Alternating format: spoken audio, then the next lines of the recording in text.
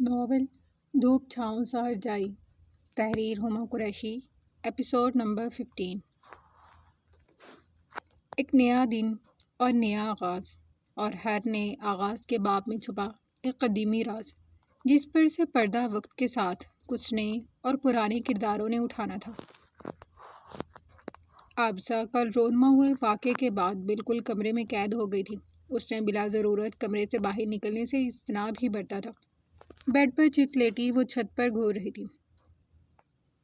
آنکھوں سے آنسو بہہ کر کن پٹیوں میں جذب ہوتے جا رہے تھے۔ قسمت نہ جانے کیوں آزمانے پر تلی ہوئی تھی۔ وہ ایسے دوراہے پر آ کھڑی ہوئی تھی جہاں آگے کنواں تھا اور پیچھے کھائی۔ بھری دنیا میں اپنا آپ تنہا اکیلا محسوس ہوا تھا۔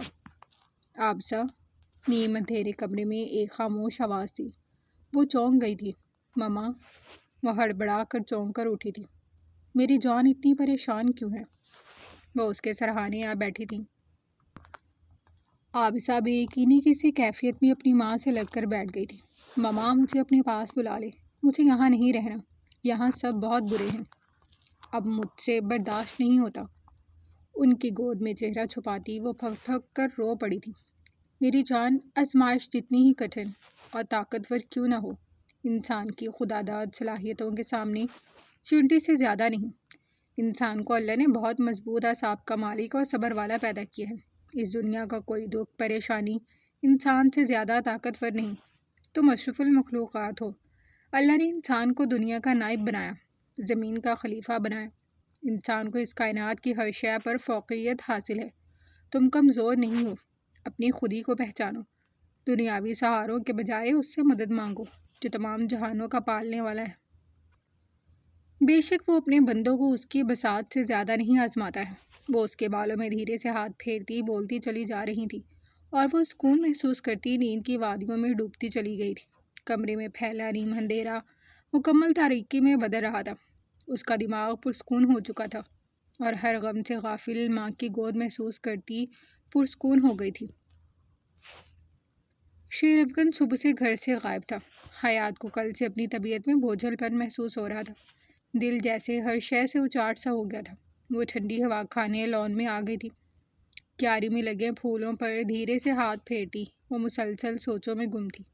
کل رات کے تلخ کلامی کے درمیان شیر افغن کے کہے لفظ وہ بھلائے نہیں بھول پائی تھی۔ بقول افغن کے جس دن اس کی ماں اور گھر والے مل گئے، وہ اسے ان کے حوالے کر دے گا۔ مطلب پچھلے 1 ماہ سے جتائی جانے والی محبت صرف ایک فریب اور دھوکہ تھا۔ اور افغان کا مسلسل ایک ہی بیان اب اسے بھی بہت کچھ سوچنے پر مجبور کر گیا تھا۔ کیا واقعی وہ کسی غیر کے ہاتھوں بیوقوف بنتی رہی تھی، سائبر بلنگ کا شکار رہی تھی؟ کیا وہ سچ میں ایک وکٹم تھی جو انجانے میں ہی صحیح مگر ایک عرصہ ہراسمنٹ کا شکار رہی تھی؟ اپنے ہی شوہر کے منہ سے خود کے لیے وکٹم کا لفظ سننا کسی تماچے سے کم نہیں تھا۔ اگر وہ شخص افغان نہیں تھا تو پھر کون تھا جس نے اسے ایموشنلی ابیوز کیا تھا، اس کے سچے پاکیزہ جذبات کا مذاق بنایا تھا، اسے کڈنیپ کیا تھا، اس کی ہستی بستی زندگی تباہ کر دی تھی؟ آخر وہ کون شخص تھا جس نے حیات کا سہارا لے کر شیر افغان کو نشانہ بنایا تھا؟ مسلسل سوچوں میں گم وہ خود کے قریب اجالا کی موجودگی محسوس ہی نہ کر سکی تھی، جو نگاہوں میں ترہم لیے بس اسے ہی دیکھ رہی تھی۔ حیات، وہ چونکی۔ کیا ہوا، یہاں اکیلی کیوں کھڑی ہو؟ حیات کے چہرے پر ناگوار تاثرات رنگ دکھانے لگے تھے۔ میری مرضی، آپ ہوتی کون ہیں مجھ سے سوال کرنے والی؟ وہ تلخ ہوئی تھی۔ میں تو کوئی بھی نہیں ہوں، یہ تمہارا گھر ہے، تم جہاں چاہو کھڑی ہو سکتی ہو۔ مگر ایک بات ہمیشہ یاد رکھنا، جو شخص ایک ایسی لڑکی کو عزت اور محبت کا وہ مقام دے سکتا جو اپنی شادی سے ایک دن قبل ایک رات نہ جانے کن اجنبی لوگوں کی تحویل میں باہر گزار کر آئی ہو، وہ تمہارے ساتھ کبھی زیادتی نہیں کر سکتا۔ اجالا تو بول کر جا چکی تھی، جبکہ دھواں دھواں چہرے سمیت کھڑی حیات بس ان لفظوں کی گہرائی میں غوطہ زن رہ گئی تھی جس حقیقت سے وہ خود بھی کبھی نظر نہ ملا سکی تھی۔ تو کیا شیر افغان نے اس راز کا پردہ سرے بازار چاک کر دیا تھا؟ کیا وہ اپنی بیوی کی عزت کا ذرا بھرم بھی نہ رکھ سکا تھا؟ کیا وہ اتنا بے اعتبار تھا اس کی ذات کو لے کر؟ نہ جانے کب تواتر سے بہتے آنسو گالوں پر پھسلتے چلے گئے تھے، اور وہ بھاگنے کسی انداز میں صدر دروازے کی جانب بڑھی تھی جہاں گارڈز کی ایک بھاری نفری تعینات تھی۔ مجھے باہر جانا ہے، وہ رندھے لہجے میں گویا ہوئی تھی۔ سوری میڈم، ہم آپ کو اکیلے باہر نہیں جانے دے سکتے۔ وہ سر جھکائے مؤدب انداز میں بولے تھے۔ حیات کے لبوں پر ایک طنزیہ مسکراہٹ کھل گئی تھی۔ آج سے ٹھیک کچھ روز قبل یہ لوگ اس شخص کے حکم پر اسے اس گھر کی دہلیز پھلانگنے نہیں دے رہے تھے، اور آج اس کے باہر جانے پر پابندی عائد کر دی گئی تھی۔ وہ مزید اصرار کے بجائے شکستہ قدموں واپس ولا میں لوٹ آئی تھی۔ رخ اپنے روم کی جانب تھا، جہاں اس کا چھوٹا سا آشیانہ آباد تھا، جہاں شیرافگن ہاشمی صرف اس کی ملکیت تھا۔ آج زنی بیگم نے رات کے کھانے کا خاصا اہتمام کر رکھا تھا۔ حیات طبیعت کی ناسازی کے باعث سب کو ڈنر پر جوائن نہیں کر سکی تھی، جبکہ افغان ابھی تک گھر نہیں آیا تھا۔ زری، حیات کہاں ہے؟ ناصر صاحب اس کی غیر موجودگی محسوس کر سوالیہ گویا ہوئے۔ وہ اس کے سر میں درد تھا، اس لیے نہیں آئی۔ آپ شروع کیجئے نا۔ اجالا، آپ کیا لوگی بیٹا؟ میں نے آج سب کچھ آپ کی پسند کا بنوایا ہے، وہ ذرا روکھے سے لہجے میں جواب دیتی اجالا سے محبت بھرے لہجے میں گویا ہوئی تھی۔ اور وہ نالائق کہاں ہے؟ وہ ذرا تند لہجے میں سوالیہ گویا ہوئے۔ اجالا ہنوز خاموش تھی۔ یہاں ہے۔ کوٹ بازوؤں پر ڈالے آستین فولڈ کرتا، ماتھے پر بکھرے بال سمیٹتا، ایک سر داغ خارج کرتا ڈنر ٹیبل کے نزدیک چلا آیا تھا۔ کیا ہو رہا ہے؟ اجالا کے اداس چہرے پر ایک نظر ڈالتا وہ ویسے ہی پوچھ بیٹھا تھا۔ گلی ڈنڈا کھیل رہے ہیں۔ ناصر صاحب کے طنزیہ جواب پر اجالا نہ چاہتے ہوئے بھی مسکرا دی تھی۔ میرا مطلب تھا کہ حیات نہیں آئی کھانے پر۔ ناصر صاحب کا طنز نظر انداز کرتا اس بار وہ سنجیدگی سے سوالیہ انداز میں بولا تھا۔ بھائی، تمہاری نخریلی بیوی کے تو مزاج ہی نہیں مل رہے ہیں، ہر وقت اس کا منہ بنا رہتا ہے، صبح سے کمرہ نشین ہے۔ خیر، تم بیٹھو، ڈنر کرو ہمارے ساتھ۔ شیرافگن کے ماتھے پر بل پڑ گئے تھے۔ میں پہلے شاور لوں گا، آپ لوگ بسم اللہ کیجیے۔ وہ اجالا کی جانب مسکراہٹ اچھالتا لمبے لمبے ڈگ بھرتا اپنی روم کی جانب بڑھ گیا تھا۔ نیم اندھیرے میں ڈوبے کمرے میں قدم رکھتے ہی اس پر جھرجھری سی طاری ہو گئی تھی۔ ایئر کنڈیشن کی کولنگ کے باعث کمرہ ٹھنڈا برف ہو رہا تھا۔ بیڈ کے سائڈ لیمپ کی روشنی میں دمکتا حیات کا معصوم چہرہ دیکھ اسے دن بھر کی تھکن اترتی ہوئی محسوس ہوئی تھی، جو ایک ہاتھ گال کے نیچے رکھے نیند میں بھی پیشانی پر ڈھیروں بل سجائے اسے شرارت پر اکسا رہی تھی۔ وہ دھیرے سے چلتا نزدیک آیا تھا، غیر محسوس انداز میں سرہانے کے قریب نشست سنبھالتا۔ وہ دھیرے سے جھکا تھا اور اس کا ماتھا چوم کر چہرہ نزدیک کیے غور سے اس کے نقش دیکھنے لگا تھا، جس کا انگ انگ سراپا محبت تھا۔ شیرافگن ہاشمی یونیورسٹی لائف میں ایک آوارہ طبیعت کا مالک لاؤبالی سا لڑکا تھا، جس کی زندگی میں کئی لڑکیاں دوست رہ چکی تھی، مگر دل کی پسند صرف اجالا ہی رہی تھی، جو نہ صرف اس کے دوست کے منگیتر کے رتبے پر فائز تھی، بلکہ وہ خود بھی ارتضا سے محبت کا دم بھرتی تھی۔ مگر یکایک سب تبدیل ہو گیا تھا۔ حیات کے وجود کی اس کی زندگی میں شمولیت ایک خوبصورت اضافہ ثابت ہوئی تھی۔ اس نے جس روز حیات کو اپنے نکاح میں لیا تھا، اس دن دل سے عہد کر لیا تھا کہ وہ اس رشتے کو اپنی آخری سانس تک نبھائے گا۔ وہ نہیں چاہتا تھا زندگی کی جو مشکلات اس کی ماں نے جھیلی تھی اب دوبارہ وہی سب کوئی اور لڑکی فیس کرے۔ حیات کی معصومانہ باتیں، اس کا پوزیسو انداز، اجالا کو لے کر اس کی جیلسی اور شیرافگن پر اپنا حق جتانا، وہ ایک اجنبی صبح کے اجالے میں ملنے والی لڑکی کو کب اپنا دل دے بیٹھا تھا اسے علم ہی نہ ہو سکا تھا۔ پسند اجالا ضرور تھی، مگر اس کی واحد محبت اس کی بیوی حیات کاظمی تھی۔ نکاح کی کشش تھی یا دل کی ضد کہ اب وہ اپنی زندگی کا ایک پل بھی اس کے بغیر گزارنے کا تصور بھی نہیں کر سکتا۔ حیات، سوچوں میں گم ہولے سے پکارا، مگر وہ بے سدھ سو رہی تھی۔ حیات بیگم، اٹھ جاؤ، ورنہ پھر میں اپنے انداز میں اٹھاؤں گا تو تمہیں اعتراض ہوگا۔ وہ قریب ہی تھوڑی سی جگہ میں ایڈجسٹ ہوتا شرارت سے اس کا گال چھو رہا تھا۔ وہ نیند میں اسے خود سے دور کرتی کسمسا کر رخ پلٹ گئی۔ واہ، مطلب میری محبت کی کوئی قدر ہی نہیں ہے؟ محترمہ رخ پلٹ کر منہ ہی موڑ گئی۔ وہ منہ ہی منہ میں بڑبڑایا تھا۔ حیات، اٹھو یار، کھانا نہیں کھانا کیا؟ مجھے بھی بھوک لگ رہی ہے۔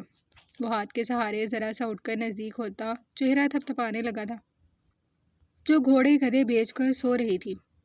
حیات، ایک آخری تنبیہ سرگوشی تھی، اور پھر وہ دھیرے سے جھکا تھا اور اس کی گردن پر اپنی شیو رگڑتا اسے جلبلا کر اٹھنے پر مجبور کر گیا۔ افغان، وہ گڑبڑا کر اٹھی تھی۔ مندی مندی آنکھوں سے ارد گرد میں دیکھا تو تکیا پر سر رکھے لیٹا افغان آئی بروز اٹھائے شرارت سے مسکرا رہا تھا۔ Good morning. چہرے پر سجے ناگوار تاثرات دیکھ وہ مزید شرارت سے بولا تھا۔ اف، آپ نے شیو کیوں نہیں کی ہے؟ اتنی زور سے چبھتی ہیں آپ کی یہ مونچھیں۔ وہ شکوہ کناں لہجے میں اپنی گردن سہلا کر بولتی اپنی ناراضگی فراموش کر چکی تھی۔ تمہیں اتنی چبھتی کیوں ہے بھائی؟ مجھے تو نہیں چبھتی۔ اس کو کندھے سے پکڑ کر خود پر گراتا وہ شرارتی لہجے میں آئی برو اٹھا کر بولا تھا، مجھے نیند آ رہی، میری نیند کیوں خراب کی؟ وہ غصے سے بولتی واپس اپنی جگہ پر رخ پلٹ کر سو گئی تھی۔ حیات میں وہ بھی مزید کچھ کہتا کہ کسی نے دروازہ نوک کیا تھا۔ کون؟ وہ اٹھ بیٹھا تھا۔ میں ہوں افغان، کیا تم 2 منٹ کے لیے میری بات سن سکتے ہو؟ حیات جو آنکھیں مون چکی تھی ایک جھٹکے سے افغان کی جانب رخ پلٹا تھا۔ تم چلو، میں آتا ہوں۔ وہ حیات پر ایک نظر ڈالتا کلائی سے ایک گھڑی نکالنے لگا تھا۔ حیات اٹھ جاؤ یار، کھانا کھاؤ، اس طرح تو طبیعت خراب ہو جائے گی تمہاری۔ وہ مصروف سے انداز میں بولتا واش روم کی جانب بڑھا تھا۔ مروں گی نہیں، وہ دھیرے سے بڑبڑائی تھی، مگر پھر بھی افغان کی سماعتیں اس کی گوہر افشانی سے فیضیاب ہو چکی تھیں۔ حیات بکواس نہیں کیا کرو ہر وقت، اٹھو جلدی۔ وہ ٹھہرا تھا اور رخ پلٹ کر تنبیہ کرتا، کپڑے تبدیل کرنے کا ارادہ ملتوی کرتا اور روم سے باہر نکل گیا تھا، جبکہ وہ کمبل منہ تک تانتی آنکھیں مون گئی۔ اجالا کیا ہوا، تم رو کیوں رہی ہو؟ وہ بھی روم میں داخل ہوا ہی تھا کہ اجالا کو بری طرح روتا ہوا پایا تھا۔ افغان، یہ جو بھی سب کچھ ہو رہا ہے میرے لیے ناقابل برداشت ہے، میں مر جاؤں گی، پلیز مجھے یہاں سے جانے دو۔ کیوں اذیت دے رہے ہو مجھے، خود کو اور حیات کو؟ وہ شدت گریہ سے سرخ پڑتی آنکھوں میں ڈھیروں شکوے لیے دل برداشتہ دکھائی دے رہی تھی۔ حیات نے کچھ کہا ہے تم سے؟ وہ سنجیدہ دکھائی دے رہا تھا۔ کسی نے کچھ نہیں کہا ہے مجھے، اور اگر وہ کچھ کہے گی بھی تو غلط نہیں ہے، بیوی ہے تمہاری، حق رکھتی ہے تم پر، جو دل چاہے بول سکتی ہے۔ میں ہوں اپنی اور تم سب کی بربادی کی وجہ، مگر اس سب کے باوجود تمہیں کچھ نظر نہیں آ رہا۔ افغان دیوار سے ٹیک لگائے پرسوچ دکھائی دیتا خاموش تھا۔ جب وہ رو رو کر تھک گئی تو بیڈ کی پائنتی پکڑ کر نیچے بیٹھتی چلی گئی تھی۔ تم وہ حقیقت دنیا سے چھپانا چاہتے ہو جو آج نہیں تو کل سب کے سامنے آنی ہی ہے۔ میرے نصیب کی بدنامی مجھے مل کر ہی رہے گی، مگر اس سب کے باوجود اگر ابھی تمہیں لگتا ہے کہ تم اس دنیا سے مقابلہ کر سکتے ہو تو سن لو، تم بہت سی زندگیاں برباد کر دو گے۔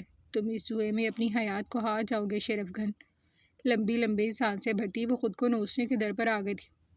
اجالا، پاگل ہو گئی ہو؟ کیا کر رہی ہو یہ؟ اس سب میں تمہارا کیا قصور ہے؟ اور یقین کرو، جس شخص سے تمہاری زندگی برباد کی ہے، مجھے جان سے مار ڈالوں گا۔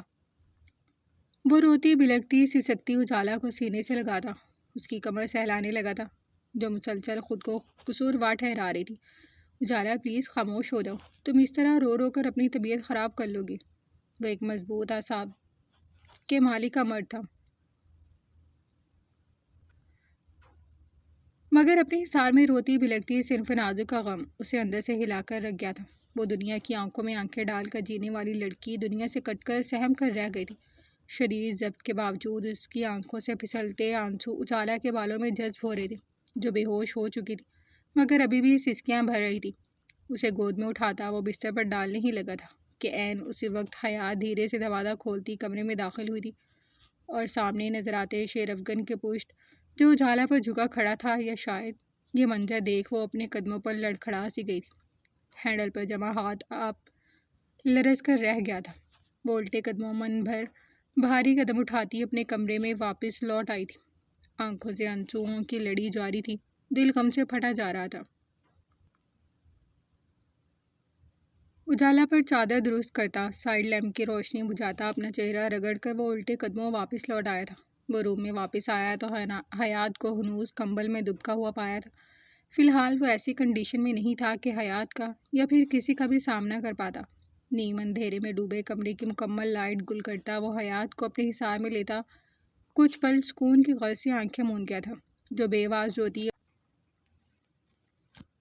صبح صادق سے طلوع ہوتا سورج کچھ نئی آزمائشیں اپنے ساتھ لے کر طلوع ہوا تھا۔ فجر کا وقت تھا، سورج کی نرم گرم ٹھنڈی کرنیں ہر سو پھیلتی ماحول میں خوشگواریت سے پھونکتی جا رہی تھی۔ جائے نماز کو تہہ لگا کر ایک سائڈ پر رکھتی وہ روم کا دروازہ آہستگی سے کھول کر باہر لان میں آ گئی تھی۔ صبح کا منظر انتہا کا دلکش اور حسین تھا، ہر سو مہکی مہکی شبنمی قطروں سے ترتی، معطر گلاب کی دل فریب خوشبو نتنوں سے ٹکراتی اس کی پرسوز طبیعت میں جاذبیت سے پھونک چکی تھی۔ کیاری میں لگے رنگ برنگے پودوں کو چھوتی وہ ہولے سے مسکرائی تھی۔ وہ ان کی نرماہٹ میں کھونے ہی لگی تھی کہ رات والا منظر کسی فلم کی مانند ایک بار پھر نظروں کے سامنے چل پڑا تھا۔ ساری رات سسکتے ہوئے گزر گئی تھی اور وہ ستمگر پرسکون نیند سوتا رہا تھا۔ نم نگاہیں یکدم دروازے کی جانب اٹھی تھی جہاں تعینات گارڈز میں سے اس وقت کوئی بھی موجود نہیں تھا۔ دل میں آئے پہلے خیال پر عمل پیرا ہوتی وہ خاموشی سے ہاشمی ولا کی دہلیز پھلانگ چکی تھی۔ نیم اندھیرا چھٹ کر اب مکمل اجالے میں تبدیل ہو رہا تھا اور وہ جلدی چل پڑی تھی بے مقصد راستوں اور کٹھن راہوں کی خاک چھاننے۔ فردوس منزل میں شادی کی تیاریاں عروج پہ تھی۔ آج گھر میں رسم حنا تھی اور 3 روز کے وقفے سے شادی اور ولیمے کی تقریب طے پائی تھی۔ آبسہ پچھلے 2 روز سے مسلسل کمرے میں بند تھی۔ وہ نہیں چاہتی تھی کہ وہ باہر جائے اور سب کو اس کی ذات سے منسلک باتیں بنانے کا موقع مل جائے۔ رات کا آخری پہر چل رہا تھا۔ آج سارا دن گھر میں شور و غل عروج پر رہا تھا۔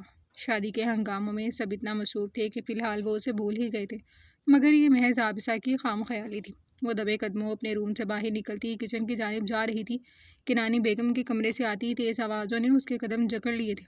جب میں نے بول دیا کہ مجھے وہ لڑکی چاہیے تو بس چاہیے، اب میری بھی ضد ہے، اور اگر دادی آپ سیدھے طریقے سے نہ راضی ہوئیں تو پھر مجھے راضی کرنے کے اور بھی طریقے آتے ہیں۔ یہ شاہویز کی آواز تھی۔ ارے مجھے کیوں اعتراض ہوگا؟ اصل رضامندی تو اس کمبخت کی ہے، دیکھا نہیں کس قدر چشم دریدہ ہے۔ ساری زندگی عزت سے گزر گئی ہے، اب کیا اس بالش بھر کی لڑکی کی خاطر ہم اپنی سالوں کی عزت خاک میں ملوا لیں؟ وہ تیش میں گویا ہوئی تھی۔ آپ مجھے آج اجازت دیں، ابھی کنپٹی پر بندوق کی نار رکھوں گا نا، طوطے کی طرح قبول ہے بولے گی۔ وہ سخت غصے میں لگ رہا تھا۔ آبسہ کی ٹانگیں کانپنے لگی تھی۔ ذرا صبر کر لو میاں، ساتھ خیریت سے عزت سے مینا کی شادی ہو جانے دو، پھر اس چڑیا کے پر کترنے ہیں، یہ ہم بعد میں سوچ لیں گے۔ ان سب کی خرافاتی منصوبہ بندیوں پر پورے وجود سے لرز تھی۔ وہ اپنے روم میں واپس لوٹ آئی تھی۔ آنکھوں سے آنسوؤں کی لڑی جاری تھی، دل غم کی شدت سے پھٹا جا رہا تھا۔ آگے کنواں تھا تو پیچھے کھائی، وہ بھری دنیا میں تن تنہا اکیلی لڑکی، آخر کرتی بھی تو کیا کرتی؟ السلام علیکم۔ وہ روم میں حیات کی غیر موجودگی محسوس کر خود ہی آفس کے لیے تیار ہوتا ناشتے کی میز پر آیا تھا، جہاں اجالا سمیت زریں اور ناصر صاحب بھی موجود ہیں۔ وعلیکم السلام۔ حیات نہیں آئی ناشتے کے لیے؟ طبیعت کیسی اب اس کی؟ زری بیگم نے ذرا رخوت سے مروتاً پوچھ لیا تھا۔ محترمہ صبح سے نیچے ہیں، آپ اس سے خود پوچھ لیتی۔ گلاس میں جوس ڈالتا وہ ذرا لاپرواہی سے گویا ہوا تھا۔ ناصر صاحب نے بغور اس کے تاثرات جانچے تھے۔ کیا حیات اپنے روم میں نہیں ہے؟ کیونکہ وہ تو صبح سے اپنے روم سے باہر ہی نہیں نکلی ہے۔ زری نے ذرا چھمبے سے استفسار کیا، مان وہ ٹھٹک گیا تھا۔ کیا مطلب ہے اس بات کا؟ صبح سے کہاں ہے وہ؟ اس کی پیشانی پر بل پڑ گئے تھے۔ ہمیں کیا معلوم، تمہاری بیوی ہے، تمہیں معلوم ہونا چاہیے کہ وہ اس وقت کہاں ہے۔ ناصر صاحب کا لہجہ سخت تھا، جبکہ افکن اپنا سر تھام گیا تھا۔ اجالا نے تعاسفی انداز میں اس کا پریشان چہرہ دیکھا تھا۔ کہاں جا رہے ہو افکن؟ وہ ایک جھٹکے سے چیئر چھوڑتا تیش میں اپنے قدموں کا رخ بیرونی دروازے کی جانب موڑ چکا تھا۔ میں دنیا کا بیوقوف مرد، اور کہاں جا سکتا ہوں؟ اس بیوقوف کو ڈھونڈنے جا رہا ہوں، پتہ نہیں کہاں کی خاک چھانے نکل گئی ہے۔ وہ شدید غصے میں دکھائی دے رہا تھا۔ اور تمہاری میٹنگز؟ وہ سوالیہ بولے۔ باہر میں گیا سب کچھ، آج پہلے میں اس لڑکی کا دماغ سیٹ کر لوں۔ لمبے لمبے ڈگ بھرتا وہ منظر سے غائب ہو گیا تھا، جبکہ وہ نفی میں سر ہلاتے اپنے بیٹے کے جذباتی فیصلے پر بڑبڑا کر رہ گئے تھے۔ بڑا شوق تھا صاحبزادے کو باپ سے الگ بزنس سیٹ کرنے کا، اپنے بلبوتے پر اپنا نام بنانے کا۔ بیویاں تو سنبھل نہیں رہی ہیں، بزنس سنبھالیں گے۔ 2 دن میں ہی طوطے نظر آ گئے ہیں، چلے تھے باپ کی برابری کرنے۔ وہ بڑبڑائے تھے، ذری بھی ناک بھوئیں سمیٹ کر اپنے روم کی جانب چل دی تھی، گویا خس کم جہاں پاک۔ آج مینا کی مہندی تھی۔ فردوس منزل میں خوشیاں رقص کر رہی تھی، جبکہ کل رات کے بھیانک انکشافات اور ان درندہ صفت انسانوں کی منصوبہ بندیوں سے پریشان، وہ جلد از جلد اپنا کوئی نہ کوئی بندوبست کرنا چاہتی تھی، مگر سمجھ نہیں آ رہا تھا آخر جائے تو کہاں جائے۔ وہ لپچباتی من و من آگے کے لائحہ عمل ترتیب دیتی، سوچ بچار میں مصروف تھی کہ حالہ عادتاً دھڑام سے دروازہ کھول کر روم میں داخل ہوئی تھی۔ کیا ہوا؟ وہ پہلی بار شدید خوفزدہ ہوئی تھی۔ آواز کی تازگی کہیں دور جا سوئی تھی۔ کچھ نہیں، تمہارا رنگ کیوں اڑا ہوا ہے بلیک بیبی؟ وہ شرارتی لہجے میں آنکھیں مٹکا کر سوالیہ انداز میں بولی تھی۔ آبسہ نے بغور اس کا جائزہ لیا تھا۔ وہ بوٹل گرین کلر کے لہنگے میں ملبوس لائٹ میک اپ کیے قیامت ڈھا رہی تھی، مگر ایک ہی سوچ تھی جو اسے ہلکان دے رہی تھی کہ اس شاہویز کو اس کی عام شکل و صورت میں نہ جانے کیا نظر آیا تھا جو وہ ہاتھ دھو کر پیچھے پڑ گیا تھا۔ کیا اسے یہ حالہ بیبی نظر نہیں آتی تھی؟ جو کام ہے وہ بتاؤ۔ اپنا ذہن جھٹکتی وہ ذرا رکھائی سے بولی۔ محترمہ عالی، دادی جانی آپ کو نیچے بلا رہی ہیں، اگر طبیعت کو گراں نہ گزرے تو گھر آئے مہمانوں کو اپنے درشن لازمی کروا دیجیے گا۔ اور ہاں، فیئر اینڈ لولی لازمی لگا لینا، ایسا نہ ہو سب ڈر کر ہی بھاگ جائیں۔ ہاں ہاں۔ وہ طنزیہ لہجے میں ایک جاندار کہکا فضا کے سپرد کرتی اس کا دل جلانا ہرگز نہیں بھولی تھی۔ Get out! اس کا سرخ چہرہ دیکھ وہ کھلکھلا کر وہاں سے نکل آئی تھی۔ جبکہ بابسا کو مزید کوئی راہ نہ سجھائی دی تو وہ اپنا سامان اٹھا کر نکل پڑی تھی، اس امید کے ساتھ کہ شاید اب تو وہ دنیا کے سامنے اپنے اور اس کے مابین رشتے کو ضرور ایکسیپٹ کر لے گا۔ صبح سے دوپہر ہونے کو آئی تھی۔ حیات سب سے پہلے اپنے گھر آئی تھی، جہاں مین گیٹ پر پڑا بڑا سا تالا اس کا منہ چڑھا رہا تھا۔ وہ کتنی ہی دیر گھر کی دہلیز پر بیٹھی رہی تھی اور خود کو کوستی رہی تھی کہ کاش اس نے محبت کے سراب میں اپنے ماں باپ کو نہ ٹھکرایا ہوتا۔ کاش کے اندیکھے شخص کی محبت میں اتنی اندھی نہ ہوئی ہوتی کہ اپنا عزت مان وقار اپنے باپ کی سالوں کی عزت خاک میں ملا دی تھی۔ وہ پچھتا رہی تھی۔ ہاں، آج حیات کاظمی بہت زیادہ پچھتا رہی تھی۔ محلے کی کتنی ہی خواتین گھروں کی کھڑکی بالکنیوں سے اسے ترحم اور حقارت آمیز نگاہوں سے دیکھتی، بغیر خیریت دریافت کیے ہی جا چکی تھی۔ کسی ایک کو بھی شاید اس پر ترس نہیں آیا تھا۔ یہ دنیا تھی اور اس کے واضح دو رخ۔ ایک جانب وہ خواتین کے لیے حد سے زیادہ ہمدردی کی حقدار تھی کیونکہ اس کے شوہر نے اس کی موجودگی میں دوسرا نکاح کر لیا تھا۔ دوسری جانب وہ اسی دنیا کی عورتوں کے لیے کسی کتے سے بھی گئی گزری انتہا کی حقارت اور نفرت کی مستحق تھی، کیونکہ اس نے اپنے ماں باپ کی عزت کو، مان کو، سب کو ٹھکرا کر ایک انجان شخص کی محبت میں گرفتار ہو کر پسند کی شادی کر لی تھی۔ سب کی عزت خاک میں ملا دی تھی۔ ایک ہی شخصیت بیک وقت دو قسم کے لوگوں کے رویوں کی بھیڑ چڑھ گئی تھی۔ وہ ارد گرد میں سب سے اپنی ماں کا پوچھ چکی تھی، مگر کوئی نہیں جانتا تھا کہ وہ محلے کے اتنے پرانے بسنے والے آخر راتوں رات کہاں غائب ہو گئے تھے۔ عزت کی نیلامی کے بعد بھلا کوچہ تبدیل کرنے والے کب اپنے آشیانوں کی خبر کرتے ہیں۔ وہ اپنے ہاتھوں اپنا آشیانہ اجاڑنے کے بعد حیات کاظمی بے آسرا ہو گئی تھی۔ واپسی کا راستہ کتنا ہی حسین کیوں نہ ہو مگر مشکل ہوتا ہے۔ شکستہ خور قدموں سے واپسی کا سفر طے کرتی وہ انجان راستوں کی جانب گامزن تھی۔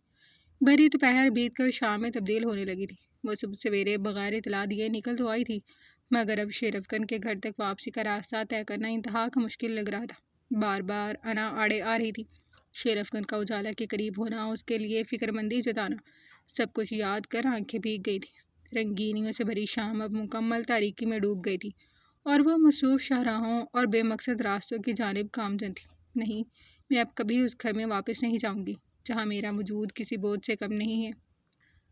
منو من بڑبڑاتی وہ اپنی خود ساختہ سوچوں میں گھری ایک بار پھر مخالف سمت اور انجان راستوں کی جانب بڑھ چکی تھی۔ حیات کا کچھ پتہ چلا؟ وہ تھکے قدموں سے گھر میں واپس داخل ہوا تو ناصر صاحب پریشانی سے سوالیہ گویا ہوئے۔ نہیں، اسپاٹ لہجے میں بولا تھا۔ تو تم نے پولیس میں کمپلین کی؟ شیرفگن نے ذرا ناگواری سے اپنے باپ کا یہ جملہ برداشت کیا تھا۔ CCTV فوٹیج کے مطابق وہ اپنی مرضی سے گھر چھوڑ کر گئی ہے، کسی نے اغوا نہیں کیا ہے اسے، وہ ناگواری سے بولا تھا۔ جو بھی ہے، مگر تم ذرا تحمل سے کام لو اور حیات کو ڈھونڈو۔ اس بچی کا تو اس دنیا میں کوئی ہے بھی نہیں، نہ جانے کہاں ہوگی۔ وہ ہنوز پریشانی سے گویا ہوئے تھے۔ شیرفگن کے ماتھے پر بل پڑ گئے تھے۔ آپ کی بچی کو میں نے گھر سے نہیں نکالا ہے، اپنی مرضی سے گئی ہے۔ آپ کے کہنے پر میں نے نکاح کر لیا تھا نا، اور نبھانے کی بھی بھرپور کوشش کر رہا ہوں، مگر شاید اسے عزت راس ہی نہیں ہے۔ وہ شدید بدگمان دکھائی دے رہا تھا، مگر چہرے سے پریشانی واضح تھی۔ بکواس بند کرو اپنی، یہ سب تمہارا قصور ہے۔ تم نہ تو دوسری شادی کا گل کھلاتے اور نہ آج حیات ناراض ہو کر یہاں سے جاتی۔ وہ استہزائیہ مسکرایا۔ ہاں، سارا قصور میرا ہی ہے۔ تو بہتر ہے کہ اب آپ اپنی بیٹی کو خود ہی ڈھونڈ لیں، اور ہاں، گمشدگی کی خبریں اخبار کی زینت بناتے وقت اس لڑکی کا نام میرے نام سے منسوب کرنے کی قطعاً کوئی ضرورت نہیں ہے، جس کو میری عزت کی ذرا پرواہ نہیں۔ وہ سخت لہجے میں درستگی سے پھنکاتا سیڑھیوں کی جانب بڑھا تھا، مگر اپنے بیٹے کی آنکھوں میں رقم اذیت ناصر صاحب کی جانچتی نگاہوں سے ہرگز بھی مخفی نہ رہ سکی تھی۔ افغان کے قدم کسی غیر مانوس آواز پر ٹھٹک کر ٹھہر گئے تھے۔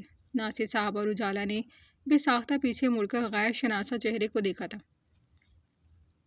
حیات ابھی ایک گلی کی جانب مڑی ہی تھی کہ دوسرا لڑکوں کا ٹولہ تھا، جو گلی کے نکڑ پر بیٹھا رات کی تاریکی میں اکیلی لڑکی کو دیکھ چہرے پر خبیث مسکراہٹ سجائے اس کی جانب بڑھا تھا۔ اس سے قبل کہ وہ ذرا نزدیک پہنچتے، خوفزدہ سی حیات نے نہ آگے دیکھا تھا اور نہ ہی پیچھے، اور الٹے قدموں اپنا دوپٹہ سختی سے پکڑتی بھاگ پڑی تھی۔ او پکڑو اسے! رات کی تاریکی کا فائدہ اٹھاتے وہ انسانوں کے روپ میں 4 بھیڑیے مسلسل اس کے تعاقب میں تھے، جو حواس باختہ سی فر رفتار سے بھاگتی مین روڈ پر آ گئی تھی۔ پکی سڑک پر بھاگتی حیات کے پاؤں سے کب چپل نکل کر دور جا گئی تھی، اسے علم تک نہ ہو سکا تھا۔ وہ بس بھاگتی چلی جا رہی تھی۔ اس وقت اسے سب سے زیادہ عزیز اپنی عزت تھی۔ لڑکی کے پاس ایک عزت ہی تو ہوتی ہے جو سب سے زیادہ انمول اور قیمتی شے ہوتی ہے، اور اگر وہ بھی نہ رہے تو وہ زندہ لاش رہ جاتی ہے۔ وہ اندھا دھند بھاگ رہی تھی کہ جبھی سامنے سے آتی گاڑی کی چندھیا دینے والی روشنی دیکھ وہ لڑکھڑا سی گئی تھی۔ مقابل نے اگر بروقت بریک نہ لگایا ہوتا تو وہ شاید اب تک کسی شدید قسم کے حادثے کا شکار ہو چکی ہوتی۔ وہ شاید ہی زندگی میں کبھی اتنی رفتار سے بھاگی تھی۔ اس کے تعاقب میں آتے لڑکے کہیں پیچھے ہی رہ گئے تھے۔ لڑکی، اندھی ہو کیا؟ ابھی مر جاتی تو؟ اگر مرنے کا زیادہ ہی شوق ہے تو جا کر کیواڑی کے سمندر میں چھلانگ لگا لو، یا خودکشی کے لیے کوئی اور گاڑی تلاش کرو۔ ڈرائیونگ سیٹ پر موجود کوئی خاتون تھی جو سیخ ہوئی باہر آئی تھی اور درست لہجے میں اسے سنانے لگی تھی، وہ کچھ لوگ میرے پیچھے، پلیز میری ہیلپ کریں۔ وہ پھولے ہوئے سانس سے بمشکل بول پائی تھی، کون لوگ؟ جلدی بیٹھو گاڑی میں۔ وہ سنسان رات میں اس کی بکھری سی حالت دیکھ تشویش میں مبتلا جلدی سے گاڑی میں بٹھا چکی تھی، اور ہمیشہ کی طرح عقل سے پیدل حیات بغیر کچھ سوچے سمجھے فرنٹ سیٹ پر بیٹھ چکی تھی، اور انہوں نے تیزی سے گاڑی آگے بڑھائی تھی۔